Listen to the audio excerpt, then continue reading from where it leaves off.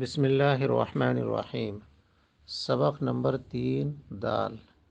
الموانع جمع المانع وهو في اللغة الحائل وفي الاصطلاح ما ينتفي لأجله الحكم عن شخص لمعنى فيه بعد قیام سببه ويسمى محروما، یعنی موانع معنی کی جمع ہے اور لغت میں معنی حائل کے ہیں، اور اصطلاح میں مانع و سبب ہے جس کی وجہ سے کسی شخص سے حکم منتفی ہو جاتا ہے، اس کے اندر سبب میراث موجود ہونے کے باوجود، اور اس سے محروم کہتے ہیں۔